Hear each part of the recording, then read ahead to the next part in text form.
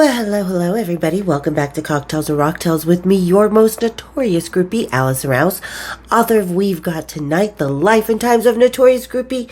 That's right. And these other little books right here, soon to be in print, not just ebooks, you guys.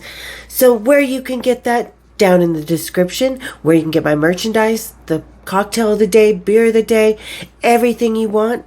You get by going south. Trust me, got me backstage a lot. No, I'm kidding. I'm so kidding. Kind of. Anyway, as always, you guys can see it's a podcast episode today. We're having a little blackout, but be sure there are going to be pictures because today's topic is really awesome. It's another double passion of mine. So you guys, as always, I do like to always say thank you so much for all the love, all the support, all the friendship, everything that is helping this channel grow, helping us become this community and family here. You guys are awesome. Whether you're distant cousins, immediate family here, I love you guys all. Thank you so much. Okay, and today, you guys, like I said, this may be a podcast episode, but we have pictures because there are going to be a lot of really cool pictures here. And what we're going to talk about today, we're going to kind of keep going with the series of Rockstar auction memorabilia. And today we're going to talk about an auction that happened back in 2016, around September of 2016, not long after David Bowie passed away. And a lot of his artwork was sold through my favorite auction house, Sotheby's. So you guys, we're going to talk about that, and I'm going to be having a nice little Taj Mahal lager. It's a nice Indian, super crisp, super delicious, really easy drinking. So if you just want something to day drink with, just kind of have a casual beer with lunch, this is your guy. So delicious. All right, everybody, grab your Taj Mahals, kick up your feet, and let's have a little cocktails and rocktails. Cheers, big ears.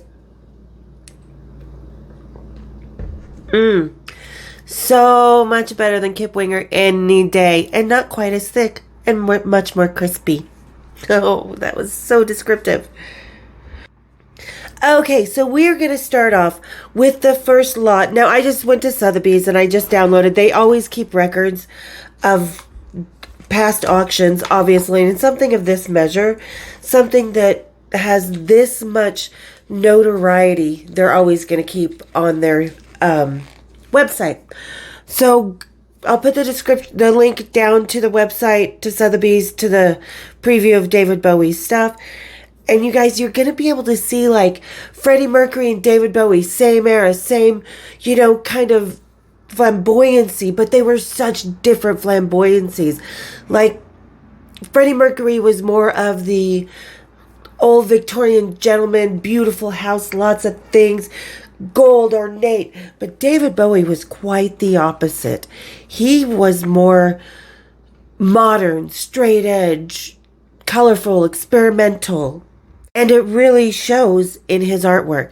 So we're going to start off with this Damien Hirst. The beautiful, shattering, slashing, violent, pinky, hackering sphincter painting. This is its title, done in 1995. So this kind of shows, and you'll see a big range of different dates here because David Bowie was a collector literally his whole life. From the second he could start collecting, he collected until his demise. Well, he tried to keep his guitars, but we know Steve Jones from the Sex Pistols stole them. Ha! Not kidding. No, yeah, not kidding. Okay, so anyway, back to this Damien Hirst. Now, this is the first of a couple Damien Hirsts that was with this dynamic energy, pulsating kaleidoscopes of red, greens, blues, yellows, this vibrant, powerful example. And this is kind of his trademark painting. And it was only one of a handful of high-profile contemporary artists from whom Bowie publicly expressed his admiration. He's different. I think his work is extremely emotional, subjective, very tied up with his own personal fears. His fear of death is very strong, and I find his pieces moving and not at all flippant. Now, this is in 95, so this was probably quite a long time before David Bowie found out his diagnosis, and we sadly lost him. But I mean, it's just a perspective everybody has on art that is so different and so exciting and it kind of helps open our palates, our eyes, and our hearts, and our thoughts and minds to a different perspective. Because, I mean, look at this as compared to what we were seeing with Freddie Mercury. Like I said, this is way crisp. So, let's get to the estimate. The estimate for this was £250,000 to £350,000. It sold because it belonged to David Bowie for £755,000. Now, when an auction, when a painting like the Ernie Barnes one that we know was the beginning, the painting Sugar Shack, that was the beginning of Good Times that we all grew up with in the 70s, us Gen Xers know. Well, that painting was not owned by anybody famous, but it went up to auction and sold for an astounding, like, it was supposed to go 300,000 to 500,000 pounds, but it sold for 12 million. And that's with no provenance. And what made this Damien Hirst go from his regular price? Because this price is estimated on what a regular Damien Hirst would go for. But with the provenance that it was part of David Bowie's collection, then it more than doubled. So sometimes, like the Ernie Ball auction, because there was no provenance, it set a new precedence for any painting he might have sold in the future. This, however, maybe does not, because the provenance was David Bowie, and that's what helped it double. Just being a Damien Hirst, yeah, probably would have gone maybe for about £400,000, maybe a little more, but because it was David Bowie, it more than doubled in its top estimate. Okay. So let's go to the next one. Now this one, another really interesting, this sat in his office with a couple other items, and these are just a tip of the iceberg items that were sold. There was a whole different auction that I'm going to do that was put forward by the Victoria Albert Museum that had his lyrics, his costumes, album cover, the handwritten lyrics, everything. So that's a separate auction. These are just actually David Bowie's personal items that were in his house. And this couch says 80s all the way, you guys. Check it out.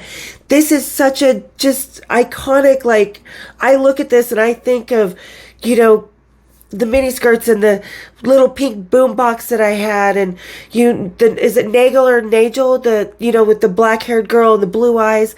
This epitomizes the 80s for me. And this is by Peter Shire. This is his Big Sur sofa circa 1986. So Los Angeles-based sculptor and furniture maker Peter Shire was one of the original members of a Milan-based Memphis group, which is known for postmodern designs and incorporating bold colors, shapes.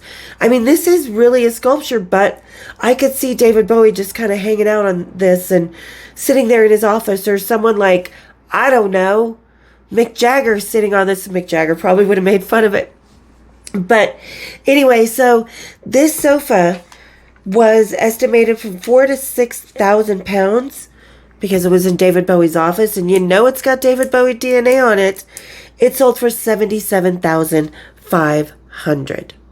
So again, the provenance, anybody else that has this sofa would probably sell it for £6,000, but because it was David Bowie, $77,000. Now this is an artist that David Bowie collected a lot. Our next one, it's a John Michael Basquiat. This one is called Air Power, done in 1984. And David Bowie knew Basquiat. He knew the Warhol crowd. He knew that whole scene. So I can imagine him just getting this for such dirt cheap. I mean, I don't know the story behind it. I'm kind of reading the descriptions from Sotheby's, but I mean, he knew Basquiat, so it makes sense that he owns a lot of the artwork. Now, this is his Air Power, done in 1984, estimated from £2.5 million to £3.5 million to sell. So this was featured in Modern Painters magazine. Bowie wrote of Jean-Michel Basquiat, "I feel the very moment of his brush or crayon touching the canvas. There is a burning immediately over his ever-evaporating designs that fires the imagination 10 or 15 years on, as freshly molten as the day they were poured into the canvas." My God, what a love for this art that David Bowie had. I mean, like I said, you can just feel the difference between he and Freddie Mercury, and how David was more immersed in this New York, scene of David Bowie, of Lou Reed, of Basquiat, of, just amazing. And I just wonder where he got it. I'm sure he got it from Basquiat himself. So this was estimated for the 2.5 million pound and 3.5 million pound, of course, sold for way more. 7,093,000 pound. Because it was David Bowie's. All right, let's move on to the next one. This one is not my favorite. This is, I don't know, I would think it was a broken chair, but it's by Kenneth Armitage, Figure Lying on Its Side, version 3. So this is estimated 50 to 70,000 pounds. And he loved a lot of British sculpture. David Bowie had Henry Moore, William Turnbull, Eduardo Palozzi, Kenneth Armitage, that's who this is. And he was very informed by archaeology and figurative studies. So this does make sense, and it kind of does have that long lost, like found it somewhere in the ground and you take an antique roadshow, it's worth all this money. But the estimate of the 50 to 70,000 pounds, of course, it doubled to 125,000 pounds. That's what that sold for. Like I said, this doesn't always bring up the prices for all the artist's work. It just has this extra provenance. It's like buying a Jimi Hendrix guitar as compared to buying one of the Nelson Brothers. Nobody gives a fuck about the Nelson Brothers, or Ronnie Woods for that matter. Okay, so let's move on. Oh, sorry, I'm trying to get I'm scrolling with the auction site as I talk. All right, now this one, and I like more classical. If I was to own a Picasso, I'd want to own Picasso's early works. I like his transition area into what most people see as Picasso now, but I'm not the biggest fan of the later Picassos. I like earlier to transition Picasso. But this painting, the Frank Auerbach Head of Gerda Boehm from 1965, I don't know what it is about it, but it actually moves me. I would, if I ever had the money, own this painting if it ever came up that I had the opportunity to buy it. So, and Bowie loved the rich sculptural effects of Auerbach's paintings.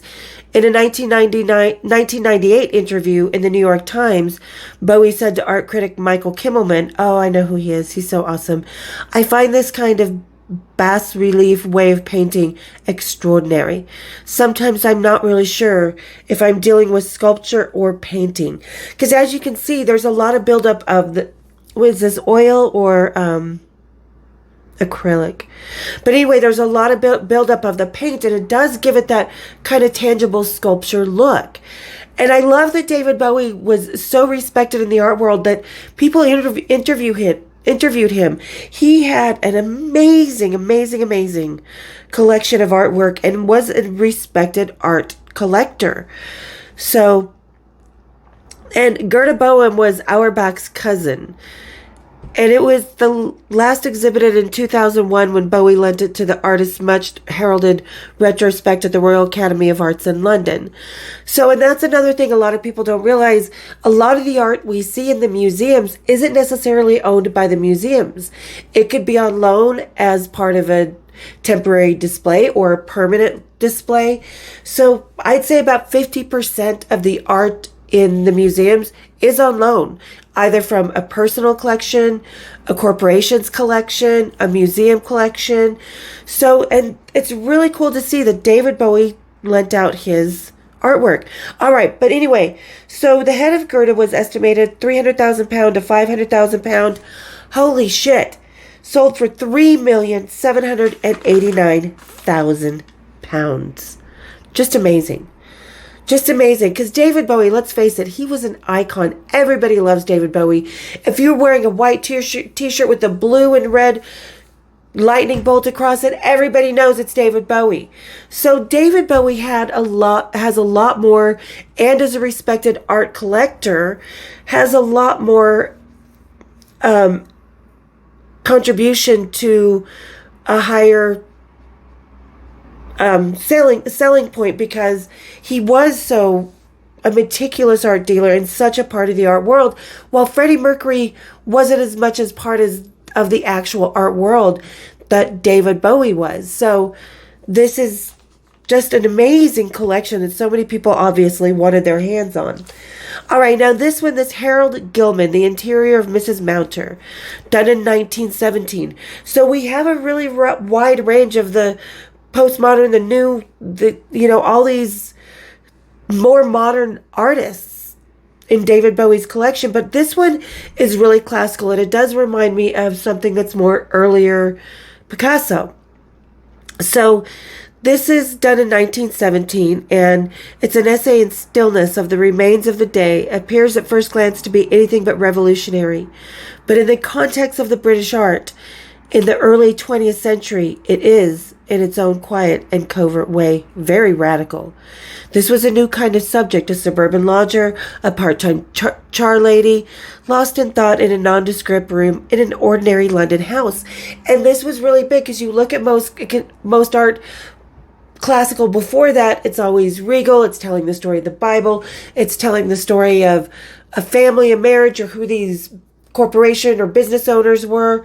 So this is just very normal bourgeois. I mean, Vermeer was kind of controversial for it because he wasn't painting these aristocrats or the kings or the queens or business titans or anything like that. He was painting the bourgeois. So this is kind of a pattern, and Harold Gilman kind of brought it back to say, hey, there's art and beauty in everyday life.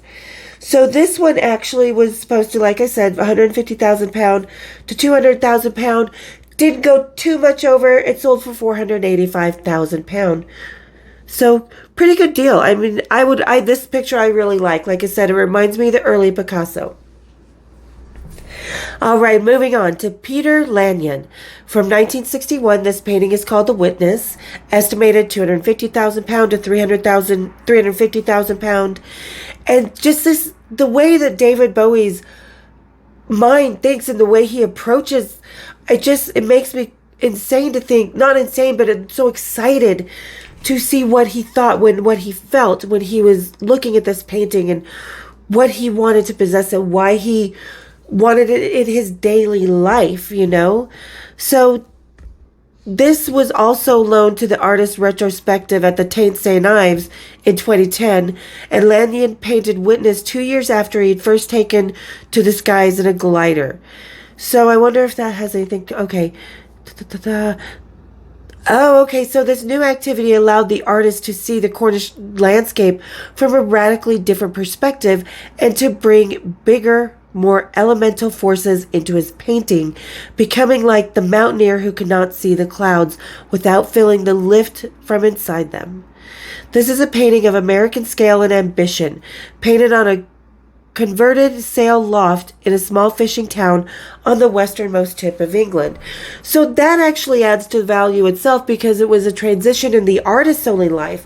And obviously Peter Lanyon is sought after because the price of £250,000 to £350,000 is based on what his work normally sells for. Well, this one more than doubled in price and sold for £797,000.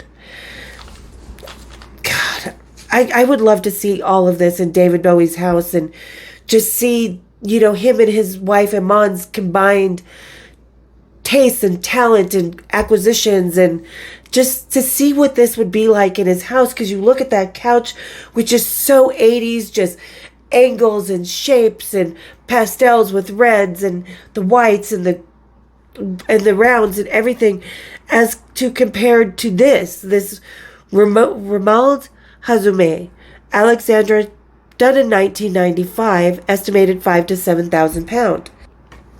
So really just interesting. You can tell this is kind of, they found familiar objects, he reconfigured them, creating a dialogue between art history and the history of colonialism in Africa. So this has many different ways to speak to somebody, and it tells a story, believe it or not. This is not my style of art, but I picture David Bowie looking at this and him sitting there thinking, God, I want this. And what's going through his mind. So this estimated 5 to 7,000 pounds. This sold for 25,000 pounds. I wouldn't expect it to go much more than that. Like I said, the provenance is really what people are buying it for, because it looks like it's an old record, and he's kind of followed, Raoul Hazume followed in the steps of Michael Duchamp, and ready-mades, and just, kind of found these pieces and molded them together to make something that would create thought or feeling or passion, And I think he did a good job because David Bowie bought it. All right, moving on. Okay, now this one, Ettore Satsas, called Casablanca. Now this was more of a furniture piece, because furniture can be artwork too, whether it be Baroque, Louis XV, whether it be the modernism, or just plain contemporary.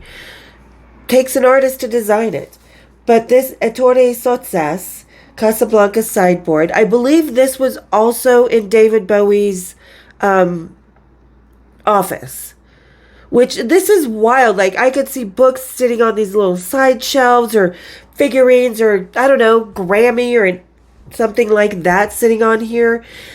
Not my style, a little too wild, a little too loud for me, too many things jutting out, but a really amazing piece by a really respected furniture designer. And he broke with the minimalistic aesthetic, Ettore did, that characterized furniture design in the 70s. And he was also part of that Milan-based Memphis group who revolutionized cutting-edge design, introducing fun, humor, and strikingly bold color combination into functional pieces. And the Casablanca sideboard from the first Memphis collection in 1981 is considered a defining work of postmodern design, with examples held in numerous major museum collections around the world, including the Victoria and Albert in London, the Philadelphia Museum, and the Museo de Mobile e Sculture Leibniz in Milan. My Italian's not that good. So this is something that, believe it or not, is in museums. And like I said, David Bowie lent out his collection to museums. And whether he lent this out or not, I don't know. Because like I said, I believe this was in his office. So estimated 3 to 5,000 pounds, sold for 750,000 pounds. Yep. Not a cheap sideboard. I wouldn't be keeping my red wine in that, that's for sure. If it spilled, I'd be pissed. Okay, and this one, now this is cool. I love this little piece right here by Pier Giacomo and Achille Castiglione. I said my Italian. Pier Giacomo and Achille Castiglione. The some radio phonograph model number RR126, done in 1965.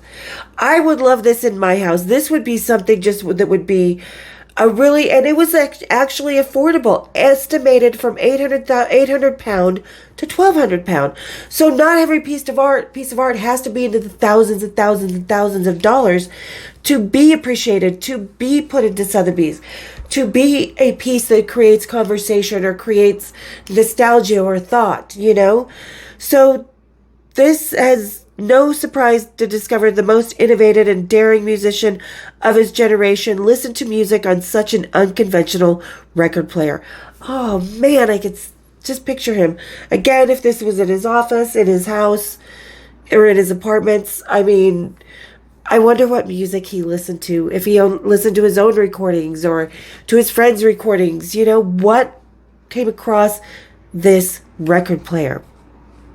So, let's see. This playful stereo cabinet is a definitive piece of the 1960s Italian design, with examples in the permanent collections of the Cooper Hewitt Smithsonian.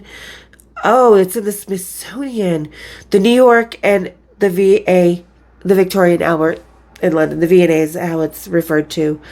So this little record player, there was a real record player, and how cool is this? I love this. I want one. I wonder if I can find one online. Because like I said, 800 to 1,200 pound, affordable. All right, but you know how much it's sold for? Holy shit. 257,000 pound. because it was David Bowie's. Like I said, the history, the rock and roll history that went across this record player. Holy shit. And speaking of another holy shit, David Bowie wasn't just an artist as a musician, he was a painter himself. And like I said, he was completely immersed into the New York City 1960s, 70s, 80s, really like the Andy Warhol. He was so immersed into this scene, he knew these artists. So this picture right here, oh my gosh, not much to anybody, not my style, but I would love to own this because it was Damien Hirst with David Bowie. Beautiful Hello Space Boy painting is its name. So this has David Bowie's hand on it. He got to get together with his friend Damien Hirst, this amazing artist who sells for hundreds of thousands of pounds anyway. And he did this with him, which, oh my God. And then he owned it. So there is this huge, huge provenance that goes with it. So David Bowie collaborated with Damien Hirst on this painting in 1995, the same year the artist won the Turner Prize. I believe that's an art prize. Holy, wow. David Bowie recalled, I had a ball. I felt like I was 3 years old again. It reminded me of Picasso's attitude. You know, he set the parameters in the studio that produced a kind of playfulness out of which came a very pure thing. David Bowie's words. And he had a blast making this. And wow, I just, like I said, not my style. And this isn't small. When you think about it, you're thinking like this might be your average painting size. You know, what, 18 by 10, whatever. So, no, this is actually much larger. So this would cover a large spot on the wall. But estimated 250,000 to 350,000 pounds. I thought it would go for more than this because, like I said, David Bowie and Damien Hirst working together, you don't get that often. And that alone is a rarity and a whole other selling point for me. So it actually sold for 785,000 pounds. I would have thought this would have sold for a couple million especially, but it did sell within 30,000 pounds of the other Damien Hirst that began this episode. All right, let's keep going. What do we have here? We have Jean-Michel Basquiat, Untitled 1984. Estimated 500 to 700,000 pounds. And we all know, most people know, I mean, I think a lot of us here of the Gen X, we know who Basquiat is. We know he died very young. We know he had there's no more paintings. There's not going to be any more paintings. And again, David Bowie knew him. So just really exciting. And this one is Untitled and Air Power. They were both acquired by David Bowie in 1995, the year before he played the iconic role of Andy Warhol in the Julian Schnabel's film Basquiat. Bowie would go on to show his admiration for the artist over the following years. First with an essay he wrote for Modern Painters in the spring of 1996, and in his 2001 essay for the anthology Writers on Artists. It is clear Bowie felt a strong connection to the artist. He said it comes as no surprise to learn that Basquiat had a not-so-hidden ambition to be a rock musician. His work relates to rock in a way that very few other visual artists get near. And I could see a couple previous Basquiats. This one doesn't hit me so much. It kind of, I take it as a mocking of the king of society, and I don't know. I mean, it's just, but I could see it as an album cover. Absolutely. Especially for David Bowie. But again, here we are with David Bowie being asked to write for very respected art magazines and art publications. So, wow, just amazing. So this one was estimated 500,000 pounds to 700,000 pounds, sold for 2,389,000 pounds. Now, Basquiat, he does generally sell for anywhere from 500,000 to 3, 4, 5 million. So this one was probably the lower end, you know, on the price. Obviously it was, but really bumped it up to the higher end because, again, David Bowie's personal collection means everything. All right, and here's another one. David Bowie just really loved those slick, clean lines, to the chaos of the unknown, to just a very, very postmodern, very modernized, very much in the now kind of art. He wasn't going back to history. He was living in the now and what was happening and how art was changing and really coming around, and just, he was right there with it, and he was. So this is Patrick Caulfield, very, very well-known artist. This is Foyer, done in 1973. Estimated 400,000 to 600,000 pounds. And Caulfield's work, much like David Bowie's own, is hard to describe in any single way. Foyer is one of Caulfield's masterpieces and was generously lent by Bowie to the artist retrospectives at the Hayward in 1998 and the Tate in London in 2013. An elegant modernist homage to Mondrian, taking place within a drab non-space of a 1970s London. So it's just something that's posted, and when you look past and you see that little doorway to the right, it's like, okay, everything's really drab when you're inside, but look at that, all the fun's outside. So it's just like the use of space and the abstraction is just really amazing. Not my style, but I can appreciate what the artist is meaning here, and I can see why David Bowie was drawn to this, because like I said, obviously his taste was more of a modern, and he liked things were mainly done in his lifetime by people he knew, which is really awesome. So, all right. The Foyer, done in 1973, stayed pretty close to its high end. It was estimated 400,000 pounds to 600,000 pounds, sold for 665,000 pounds. So even David Bowie's provenance might have pushed it up from the $400,000 mark to the 665, but this one just, I think it's well within the range of what a Caulfield usually goes for. So not too much of a boost by the provenance. All right, let's see what the next one is. Okay, so we are moving on. Oh, this is David Bomberg, done in 1935. And this was kind of the movement, this cubism, this modern, this kind of new way of painting. This was when it was kind of swinging up and down, and Picasso was even starting to work more in his cubist style. So this is David Bomberg, Moorish Ronda Andalusia, done in 1935, estimated 150 pound to 250,000 pound. And expelled from the conservative Slade School of Art, David Bomberg developed an ability to skillfully handle impasto surfaces of paint, which he critically passed on to Leon Kossoff and Frank Auerbach, key figures in the post-war London School of Painting. David Bowie had a strong eye for Bomberg's work and collected in depth, and this work, painted in the mountains of northern Spain in the summer of 1935, is a particularly expressive and dynamic example. So, and keep in mind, like it just said, David Bowie was a huge collector of Bomberg's work. This is the only one we see up for auction. Keep in mind what Iman still has and what's going to their daughter or to David Bowie's son. Keep in mind, or what already has. Keep in mind that this is just the tip of David Bowie's art collection, and it's blowing my mind because, like I said, post-war, modernism, cubism, that's not necessarily my style, but I can appreciate art for the time that it was made, the person behind it, the emotion, the statement, the meaning, the person who owned it. It's so many factors that goes into making it an amazing piece of work.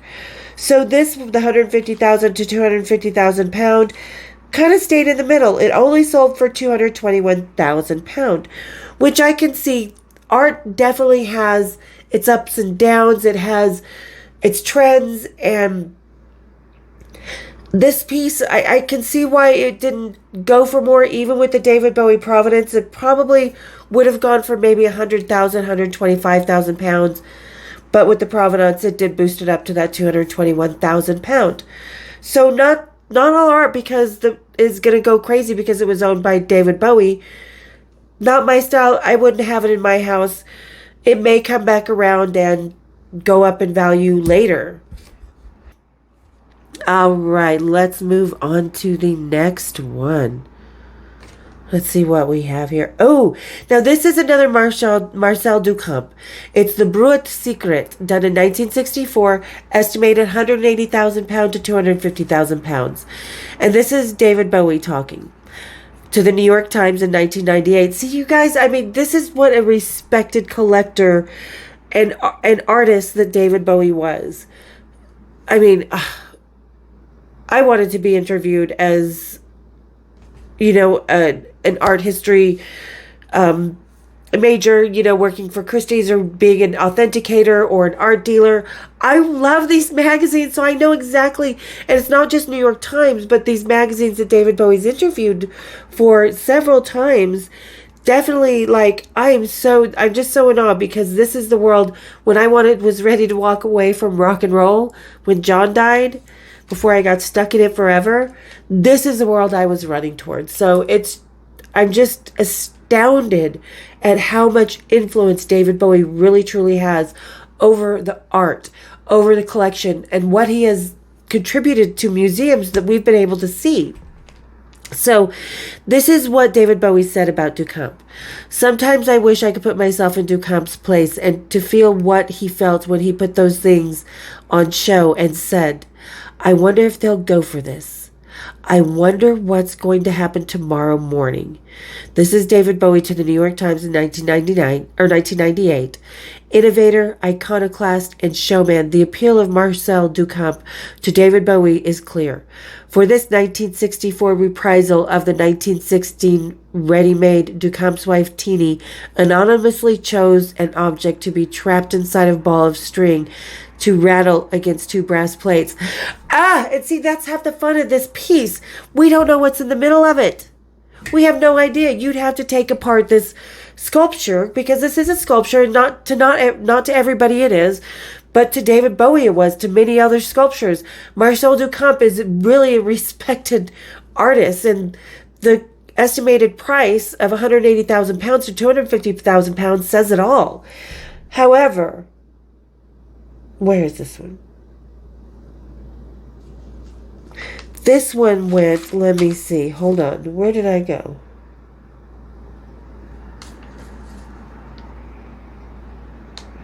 Oh, I didn't put this one up here. Okay, so let me view the lot to see what this one went for. Because the way the website is set up, it's really hard for me to go back and forth. So,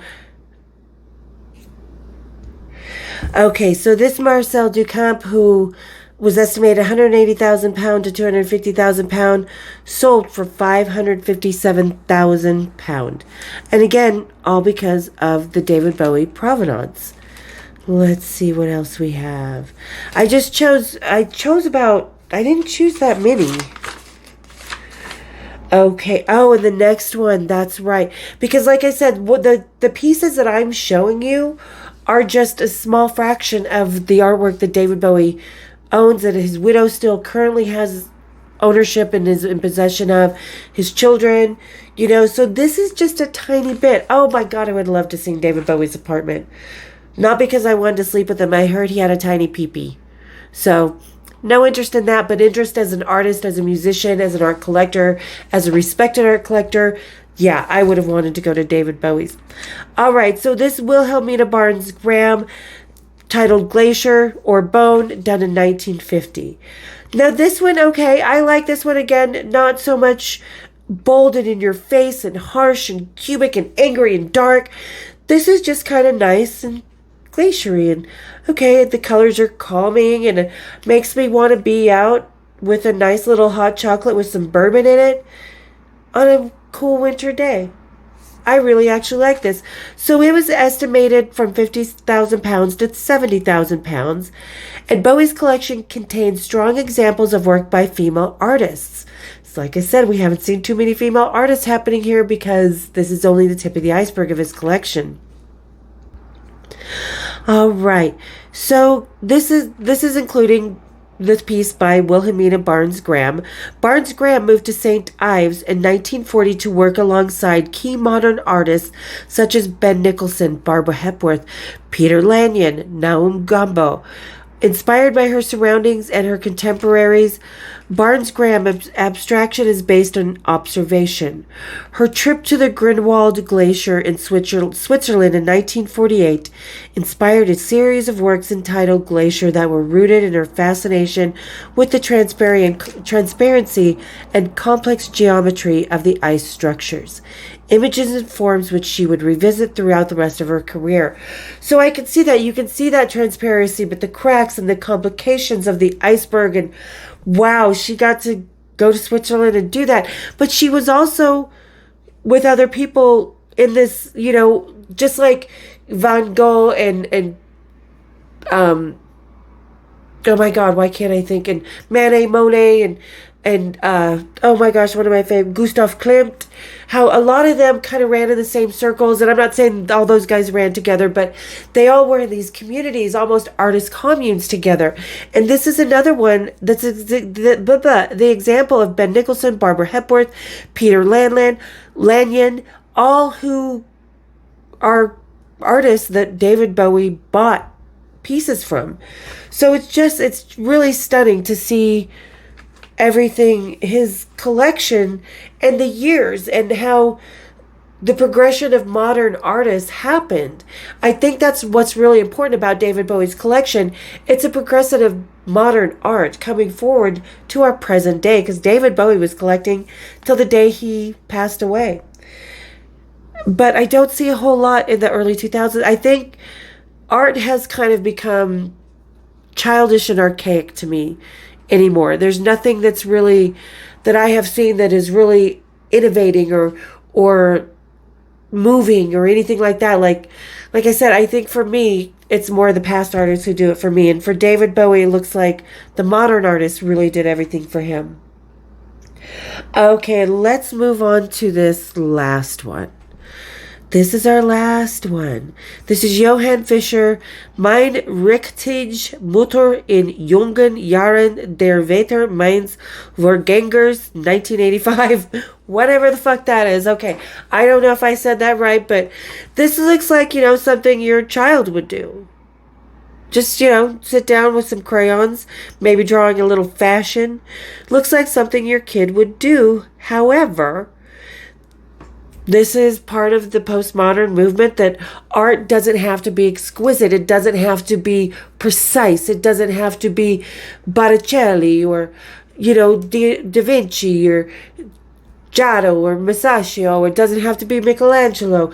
That art is subjective to the person making it, which expresses, and what it expresses to the person viewing or buying it. So not my style, but so Johann Fischer was trained as a baker and a veteran of the School of World War, a veteran of the Second World War. Johann Fischer was committed to Klosternberg Psychiatric Hospital near Vienna in 1961. After 21 years at the hospital, he began to draw and was invited to the Hauskur du Künstler at the Atelier Gugging. Why does that sound like Kip Winger? What he did in my mouth. Gugging. Oh, bleh. Anyway, Bowie visited the atelier on a number of occasions to witness the raw creativity and complete individuality of these outside artists. And I love that he supported something so different, and that he found the value in it, and what the artist was conveying, and the schizophrenia and whatever he had, the mental illness, but somehow the mental illness finds its way to some normality. So I could totally see what he was seeing in that. Oh, wait, you know what? I did not say what the previous painting, the Wilhelmina, went for. It was 50 to 70,000 pounds, sold for 106,250,000 pounds. So more than the worth. All right, but back to Johann. So this one estimated 2,000 pound to 3,000 pound, which something like this would go for. I imagine they're not very big, maybe 3x5, just your average picture frame size. So I would imagine 2,000 to 3,000 pound for this would be about right, but because it was David Bowie owned, 23,750. So there you go. And you guys, I'm going to give you a teaser to the next David Bowie auction from the V&A in London. So you want to know a little bit about we're going to compare a couple lyrics here. The Gene Genie lyrics, and these were both done in 2022 and 2023. So the Starman lyrics for David Bowie, 203,500 pounds. 203,500 pounds. That's what those sold for. So that's the Starman song. So those are written, they're probably signed by David Bowie, just like the Gene Genie lyrics are. And I was really surprised by the Gene Genie lyrics and how much they sold for. Because I would have thought that, Starman, Gene Genie, all these of the same era, all these handwritten, signed. I mean, these are the second he wrote these down, these are them. The one lyric that he wrote these songs from. Do you want to know how much the Gene Genie sold for? You're going to have to wait till that episode. Sorry to leave you guys with a cliffhanger. No, I'm not. Anyway, but yeah, we'll do another follow-up auction on the David Bowie memorabilia, the costumes, the album covers, these handwritten lyrics from the Victoria and Albert in London. We'll do that another time. So I hope you guys are kind of enjoying my little artist and rock and roll series. I mean, it's really, really, people don't realize just how much of the art world these rock stars are ensconced in, not only because they grew up with the people or they were hanging around the people during the Studio 54 era, or, the Warhol, or, whatever was going on in the UK at the time with artists. Believe it or not, we probably walk among Banksy, because Banksy is like the epitome of the progression of art to me. And I think after Banksy, for me, that art became more of a copycat. There's not a whole lot of individuality or purpose behind art anymore. And maybe there still is a little bit, but I think, it's become something totally, totally different. Anyway, so hope you guys really enjoyed this episode with David Bowie's personal artwork, and hope it kind of gives you an insight to think about what his London penthouse or his New York penthouse or wherever his homes are, what it was really like inside of his home, and how you could picture him and Iman and their kids and just sitting down having breakfast among these fucking Basquiats and Picassos and, oh my God, and these Duchamps, and just, yeah, this is what they have breakfast near. Just crazy. And that stuff in David Bowie's office, I can imagine all the business conducted and the kind of energy it would give a vibe. It would give it energy. You're in there in this room with David Bowie, and it just says 1980s David Bowie. Put on your red shoes and dance the blues. All right, guys. Thank you to everybody, as always, who made it to the end of the episode with me. Hope you guys really, really had a good time. And everybody, whether you're lurking, whether you're a member, whether you're subscribed, thank you so much. And those of you who are just haunting me, you know who you are. Believe it or not, so do I. Maybe. Maybe not. But I do. Anyway, for those of you guys just lurking, go down, fiddle about, hit the subscribe, hit the share, hit my bells. And we'll see you next time on Cocktails and Rocktails. Cheers, big ears.